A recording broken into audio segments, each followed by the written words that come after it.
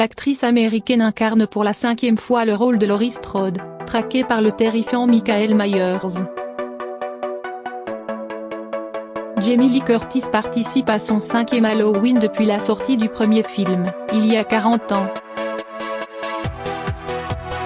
L'actrice, très volubile, nous a expliqué qu'il fallait pourtant oublier les 9 autres suites et remakes diffusés depuis. Pouviez-vous refuser de revenir jouer dans cette saga? Jamie Lee Curtis. Vous savez quoi? Halloween n'est pas une saga. En fait, il n'existe que 2 films, et celui-ci est le 2e. Le premier a été fait en mars 1978. Si je dis qu'il ne s'agit pas d'une saga, c'est parce que cela sonne comme un complot, une trame élaborée pour vous soutirer de l'argent à vous, pauvres imbéciles. Ce n'est pas du tout le cas. Il n'existe pas un être humain, vivant ou mort, qui a travaillé sur le premier film et qui a pu penser qu'il y aurait des suites. Et cela inclut John Carpenter.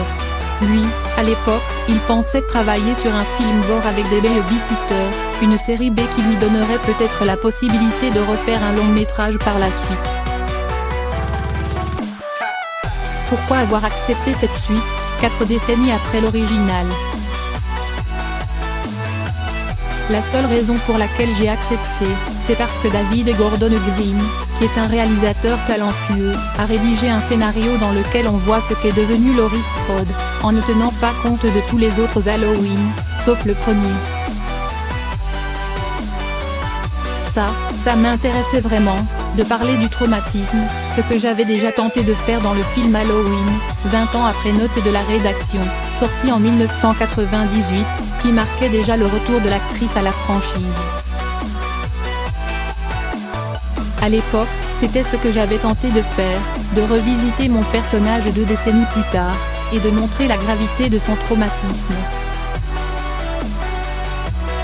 Dans ce nouveau film, 40 ans plus tard, de manière incroyable, voilà un nouveau long métrage sur le traumatisme, qui tombe en plein dans la campagne #MeToo.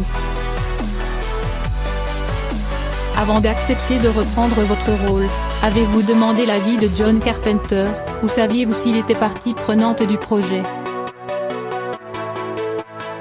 Oui, David m'a dit qu'il avait parlé avec John, que ce dernier lui avait confié quelques notes sur le script, qu'il allait composer la musique et s'investir en tant que producteur exécutif. Mais c'est tout. Je savais juste qu'on allait le faire en étant payé au minimum syndical, moi y compris, comme on avait fait pour le premier, et c'est l'esprit que voulait retrouver David. Vous vous souvenez de votre premier jour de tournage sur le premier Halloween? Je m'en souviens bien. Nous avons tourné la scène des filles dans la rue, en train de discuter, celle où Laurie et un petit garçon entrent dans une maison pour déposer des clés. Elle repart, elle chante, et Michael Myers se tient derrière elle. Je me souviens que j'avais adoré cette première journée. Je me souviens aussi de la réponse de John, quand je lui avais demandé ce que je devais chanter. Il m'avait répondu: je ne sais pas, fais comme tu le sens. Mais le vrai miracle de cette première journée, c'est quand je suis rentrée chez moi le soir. J'avais une colocation dans une maison avec une coiffeuse, et le téléphone a sonné, vers 20h. Ma coloc a décroché, m'a dit c'est John Carpenter au bout du fil, et j'ai cru que j'étais virée. J'ai pris le combiné, et il m'a dit, je m'en souviens comme si c'était hier, chérie, il est du Kentucky ou moins, je voulais te dire combien je suis heureux, à quel point tu as bien joué aujourd'hui. Je voulais juste te remercier.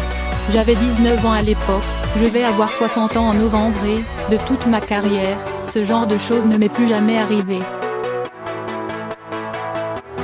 Est-il vrai que vos parents, note de la rédaction, Jamie Lee Curtis et la fille des acteurs Tony Curtis et Janet Leigh, n'étaient pas très heureux de vous voir jouer dans ce type de film?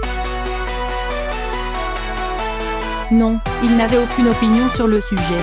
Je ne vivais pas avec eux, et je n'avais aucun contact avec eux. Je crois que ma mère, au contraire, a été époustouflé que je sois embauchée dans le rôle principal. À l'époque, je n'étais qu'une jeune actrice au chômage. Que pensez-vous des nombreux films de la franchise, sortis entre le premier et le nouveau? Je n'ai aucune opinion. J'ai joué dans Halloween de 1981, parce que c'était une suite directe du premier. Il n'est pas terrible, John ne l'a ni réalisé, ni écrit. Enfin, peut-être a-t-il rédigé le scénario? Elle saisit son smartphone et pose la question à haute voix. Qui a écrit Halloween 2? Il s'agit bien de John Carpenter. Moi, je ne pouvais pas refuser d'y participer, c'était l'histoire de Laurie Strode. Qu'est-ce que j'aurais dit au public alors qu'il avait plébiscité mon rôle dans le premier film? J'ai aussi fait Halloween, 20 ans après, parce que je trouvais qu'il partait d'une bonne idée.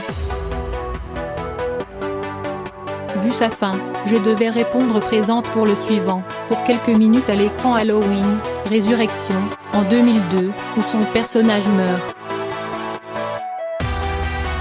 Hormis ces films, je n'ai rien à dire des autres suites, elles n'ont aucun lien avec le Cru 2018.